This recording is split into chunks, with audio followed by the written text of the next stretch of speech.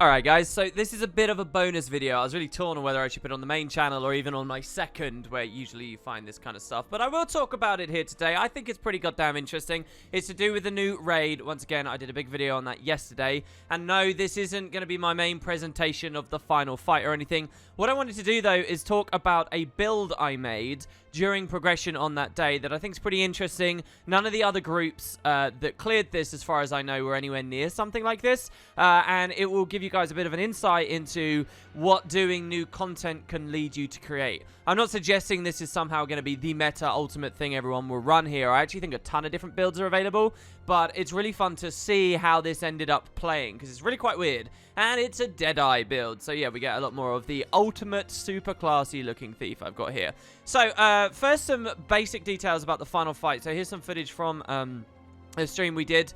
You have the main boss, a guy called Kadeem, and one of his main mechanics is if you leave him alone, unchecked, he will rampage all over the platform, destroying the terrain you can travel around on. And you really don't want that. If that happens, you run out of space and you get blown up. In the final encounter, Kadeem himself is actually totally invulnerable for huge chunks of the fight, and instead of battling him, you're battling his pets and other creations. But the fact remains, you can't hurt him, and he's destroying all of the terrain, as well as doing a lot of ridiculous nuke damage. So what do? Well, the main trick, and really once you figure this out, the whole encounter starts to become clear. The main trick to it is this. If you have a player standing with Kadeem, instead of teleporting all over the place and destroying platforms as he does so, he will just try to focus on the guy with him. So it's kind of like you can dedicate players in your group to keep him stationary, almost like a tank role, almost like a kiting role. The thing is, he does so much damage, it's really difficult to survive. To make things even harder, he's constantly spawning lava elementals around his feet that are trying to walk to him. If the lava elementals reach him, they charge him up. He continues gaining stacks of a modifier that makes him more and more and more deadly. So the game is to stay standing with Kadeem as much as possible, all the time really, and also deny him all of his lava elementals while surviving ridiculous quantities of damage coming from him and all the other stuff in the fight. Like, the fight begins with a Hydra that if you don't break its break bar, it will be summoning meteors on you too. So, here's the thing. Most groups, as far as I'm aware, dedicated more than one person to that role. They had like a support over there, a whole support and some kind of DPS character to clear out the elementals with the damage and then also have the support keep them alive.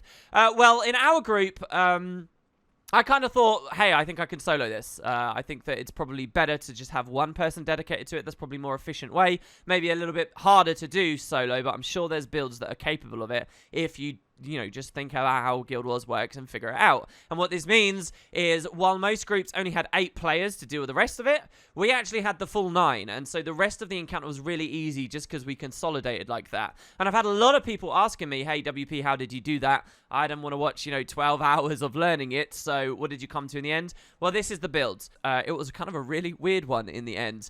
It's a Deadeye with pistol. Yeah, you better believe it. And in a lot of ways, it really trivializes things. So let's just start baseline, okay? The boss does 2 main things when trying to kill you when you're on his platform. He does, first of all, regular attacks, like his autos, that cascade fireballs out in front of him in a wave. This means you take big damage if you're standing near him. It's best to be far away from the boss, otherwise you will get really chunked down really hard.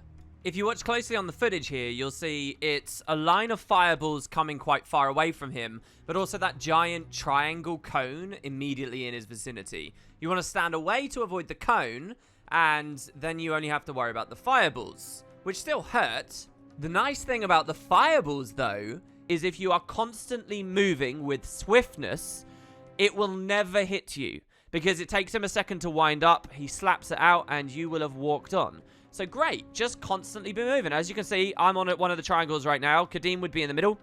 And all I have to do is this, and he'll never hit me with his autos, ever, as long as you just continue moving like this. However, every 4 or 5 attacks, Kadeem does another ability, which is where you see all of the kind of gilded parts of the platform here, the bands of metal, what he does is he sends fire across all of these. He splashes fire on all of these straight lines, then he splashes fire in a giant circle like this, and he splashes fire on its way back in, as well as even maybe this middle ring here as well. So everywhere basically that's not glass is suddenly super deadly.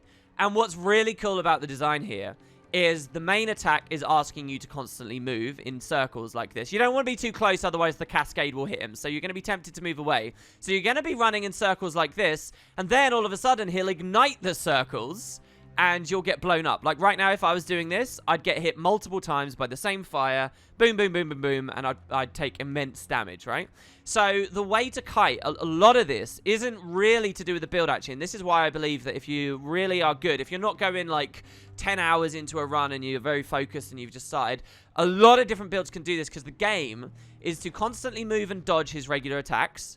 And then when you see he's doing his other one, you stand still on the glass, let it do that, and then you move again. It's like a stop-start thing. Doing this, which is the standard stop-start thing in the game, won't work. The cascades will hit you, the meteors from the Hydra or whatever else might hit you, the ads in the area as they start spawning in the later phases will hit you. So it's just a very clever sort of precise thing of you got to be standing at the right place, stand still when you anticipate fire here, watching his animations constantly while also killing fire elementals that spawn at each point. The other extremely significant thing about the fire rings, ArenaNet, the cheeky buggers, is it also applies conditions. 2 of them, weakness being one. So if you get weakness, you're going to do lots of glancing blows, and you might not be able to kill the elementals. The elementals are super squishy, but if you try to put on lots of tanky gear so that you can sustain the attack solo, and then you get weakness on top, all of a sudden it can be too long to kill the elementals, because they really do spawn very quickly and run in very quickly. So the weakness is bad. You really want to avoid that attack. And it's not just weakness. It's like another condition on top. Maybe it's bleed or something, which acts as a cover. So you don't just need Condi Cleanse if you get hit. You need like double Condi Cleanse at least. So a lot of this is movement. But even with really good movement, this could be challenging without the right build. And so this is what I want to talk about here. It's a PP Deadeye. Now, the reason I've gone pistol is because these elementals, if you're on a glassy build, will die under one unload. You can mark them with your F1, which gives you a ton of boons. We'll talk about in a second. And then you just unload on them and they die. Then you move to the next one, unload, and they die. Then you move to the next one, unload, and they die. And what's really good about pistol is, first of all, this heal skill here, Signet of Malice. Whenever you hit something, you gain health. And because unload is 8 packets of damage, plus the mark, you actually heal okay with Signet of Malice. And then on top of that, if we go to our traits, at critical strikes, you see we get this one here, Invigorating Precision. And these two together means that even when the boss hits you with autos, and he will, it's a long engagement, eventually you're going to get hit by something, you're going to get clipped by fire or whatever. When that happens, and it will happen a lot, you can re-sustain with unload. This is also why weakness is so punishing, because it directly hits the amount you crit and cripples Invigorating Precision sustain. Sometimes, if I was really on the ball, by the way, I could avoid every single animation just through the perfect dodges and timing, which, again, is why I think a lot of different builds can do this. But this makes it comfortable, all right? Especially if your group's wiping a lot and you're going to be doing it for a long time. So I really enjoyed this. The other benefit of Unload is it's actually ranged. So I can be standing here and still kill this elemental, and then I can be standing here and kill the next one. Having that 900 range is really useful. Any kind of melee build will struggle more because you have to let the creatures get in a bit closer. I don't deny that that's probably a reasonable way of handling this. A bit like at Gorseval, where you let the spirits run in and then you can Entangling Roots and stuff. Entangling Roots wouldn't work here because they spawn so fast, new waves come. But that general premise of letting them get closer and then cleaving them down maybe is okay for like big AoE characters. I think there's a lot of possibility for like a DH with traps as well, who can pull them in, use Greatsword 5 to pull, set trap nests for the next ones. You know, a single trap should kill them.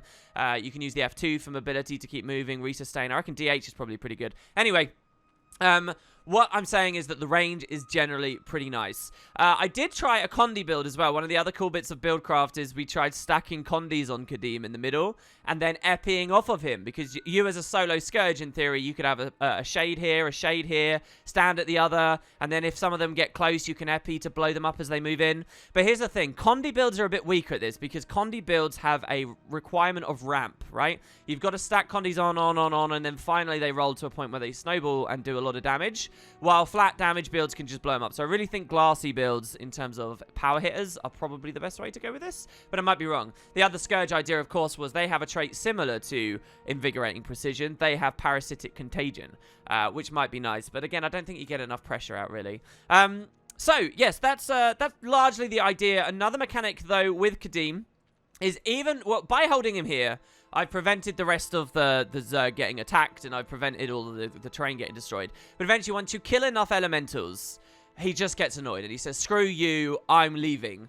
And he teleports off, he tethers onto you, starts doing damage to you over time, and at that point you have to move to another platform because your one's going to get destroyed, and then he'll come to you again because you were closest, and then there'll be another platform. So the build needs to be able to do all of this and then also very quickly move away, and Thief is pretty good for that as well. You guys noticed this in the most recent video. Shadow steps are really well designed by the devs here. Even though these are separate platforms and this shouldn't be the same path grid, you're allowed to TP across. So you can use a skill like Shadow Step if you like, which I was for a long time before eventually swapping off. You can even use Short Bow, I guess, if you like, but I wouldn't recommend it. And you can kind of get through with that mobility. So it's important that this build, you hopefully see the various things that this build wants. Quick capacity to burst things down, bit of range, swiftness, or super speed, of course, is awesome too because it allows you to keep away from his autos even better. And I'll tell you another thing that's useful for this, having summons with you, adds things that you can spawn. Now the reason why is because if you can swarm the platform, when his auto attacks come at you, they will obstruct the auto and take the cleave for you. At least that's how I felt it was going a lot of the time, making you feel a lot tankier. I actually got duped into believing for a while that having lots of spawn straight up reduces damage, but that's not correct. I thought they were doing like a Minion Lancer build here, but no. And we even get a capacity for that on this build through Thieves Guild. Finally, I will note, if you're going to try and solo this, the benefit is that you get the 9 other people there, and then later, when Kadeem actually can be attacked, in theory, if you can stay on a full Zerk build, you can then pull really competitive good damage numbers in the middle as well. So what you want is a build that doesn't have to sub on like loads of PVT gear or, you know, actually compromise. If you can still do it on really aggressive stuff, you can help to pull massive numbers and do excellently elsewhere in the fight.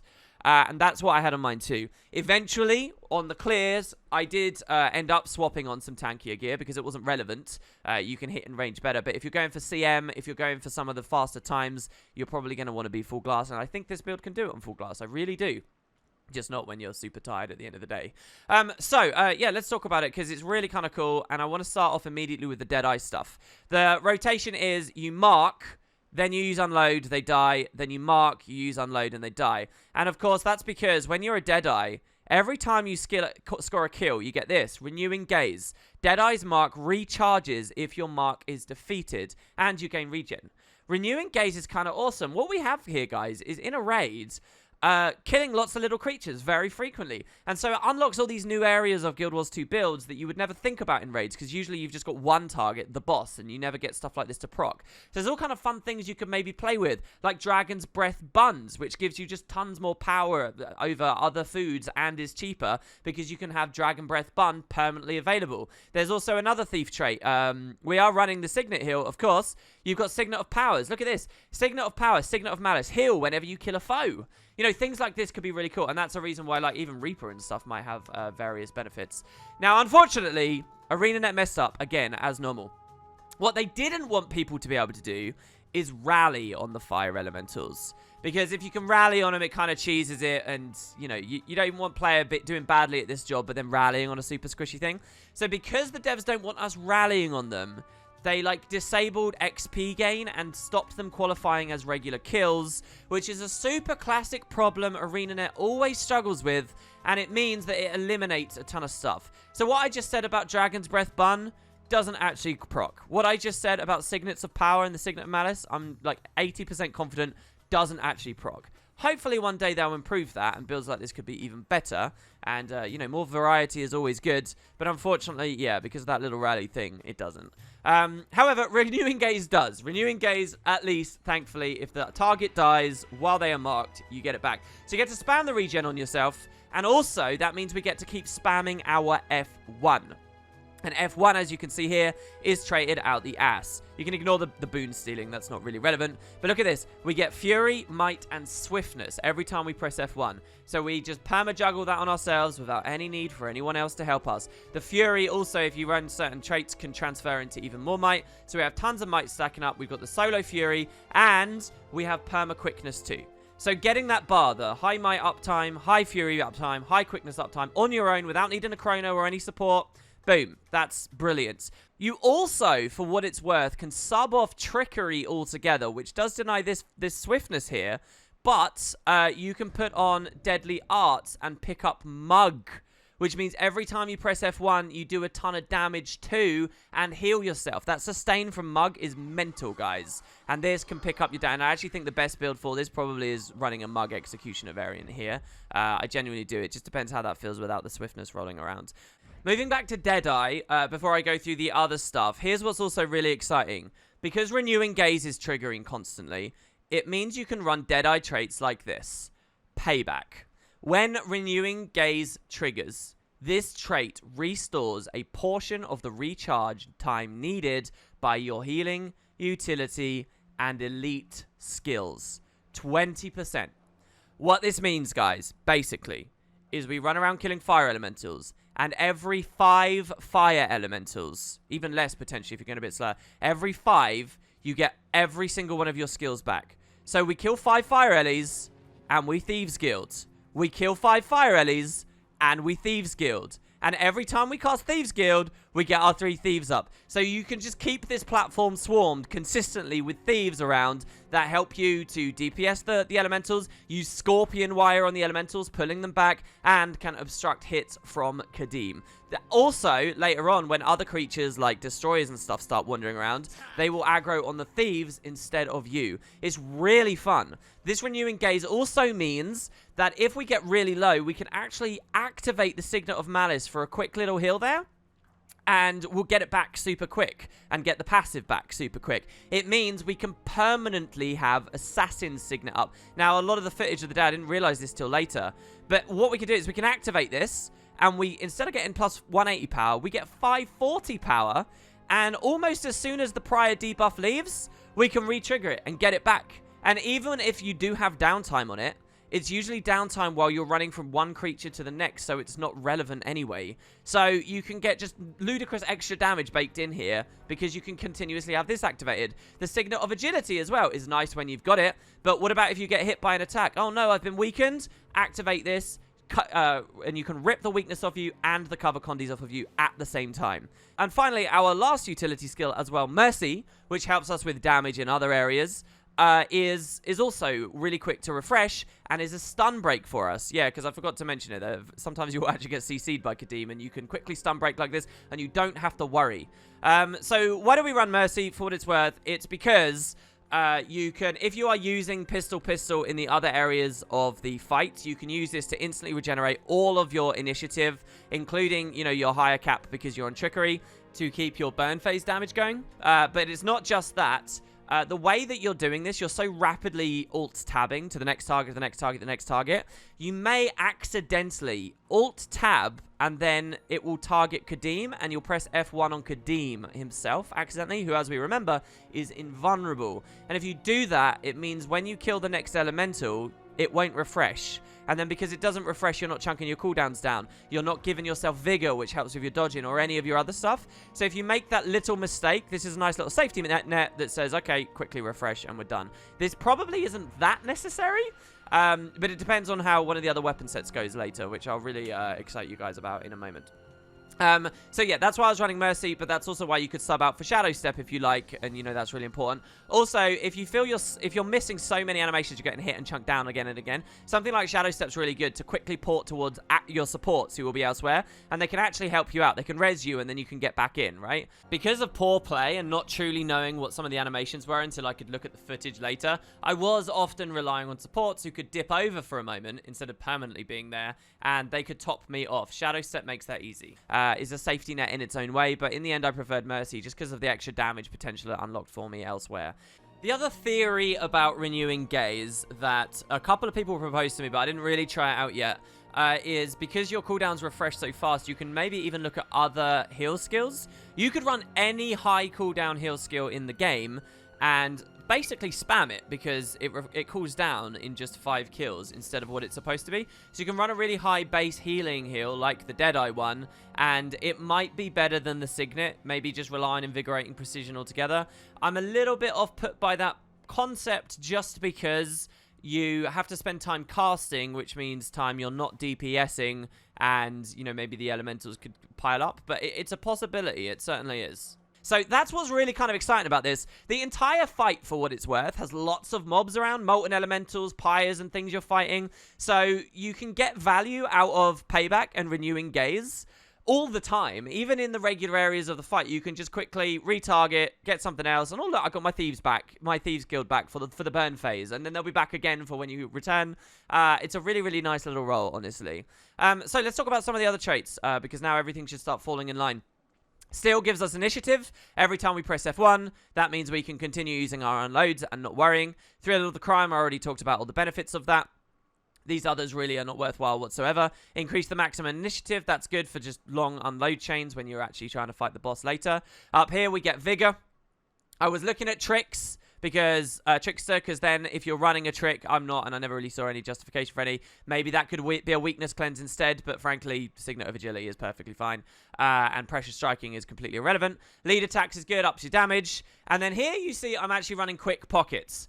I'm running Quick Pockets, which, and the idea is what you do is you have one pistol in your main hand, one pistol in your, so you wouldn't run short bow, you have one pistol like this, and you just weapon swap, and this just freely gives you lots of initiative. Now, that's not actually for the kiting sections, though. Quick Pockets is for when you're fighting funeral pyres and molten things and burning the boss, so that you can keep using pistol unloads, but that might not be relevant, which is why I actually say probably that a really good opportunity is Deadly Arts and going with Mug, where you get Executioner on the Grandmaster instead. And I'll talk about why very soon. But yeah, so the variant you've seen all the footage of, that's me on Quick Pockets there. Moving on, we get Critical Strikes here. So you get more damage. Now, here's a really interesting choice. You could take Assassin's Fury, which is, and I mentioned this earlier, lots of might whenever you proc Thrill of the Crime, which you're doing constantly. And so you're stacking heavy, heavy, heavy might. But you don't need that much might or damage to kill the elementals. And when you're fighting with the rest of your team, they've already got you at 25 might anyway. So this isn't relevant. This here, heal when you kill a foe, and, you know, buff these signets as well even further, was really exciting, and I ran for a long time. And reducing their cooldown, making them even more juggleable, was exciting. But once I realized they weren't proccing the on-kill stuff, I decided instead to just move to Twin Fangs, which is, you know, a lot of extra damage. More crit chance, more crit damage. It will even be worthwhile for you when you're fighting the boss. And the only downside to this is it's like a Scholar Rune. It's only when you're at high health, which means if you're messing up on this platform, you will slowly start getting grinded down if you're on a weird mix of gear. If you're still pure Zerk, you should be fine. But yeah, so you got that.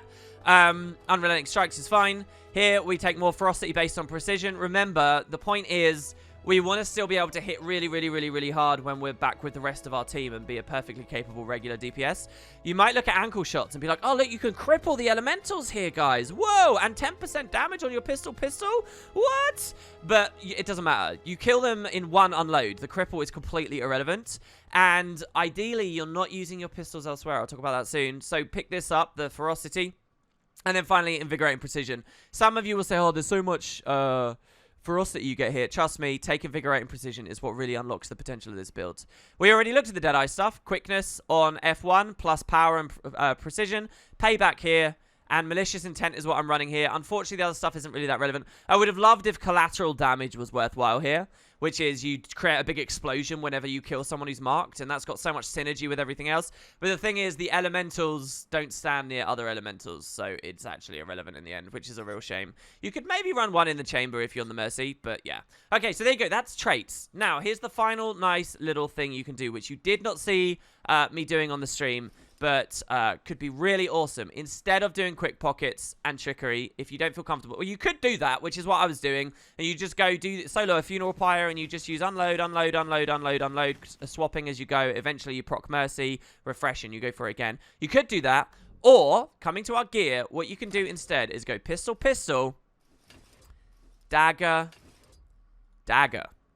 Pick up executioner and whatnot, and you run the PP variant while you're fighting here, and when it comes to burning the boss, you come back to your dagger set, you auto cloak and dagger and mark the hell out of the boss, and you pull really competitive damage while also being a solo kite build over here.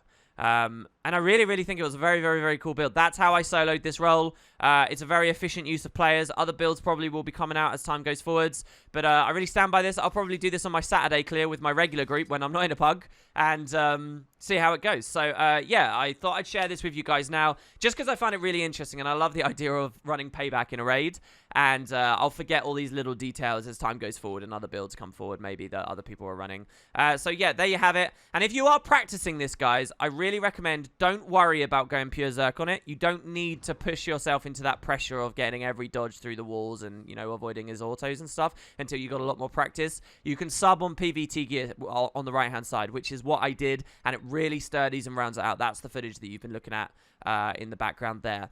But yeah, so there you go. That's that was probably the most, that's a little insight to you guys, the most interesting part of Buildcraft that came out of this new wing for me. I often find situations like this, you know, when I was first learning how to do flak at Demos or some of the other roles in other areas. I always love that the devs add some like special little extra thing like this you can do.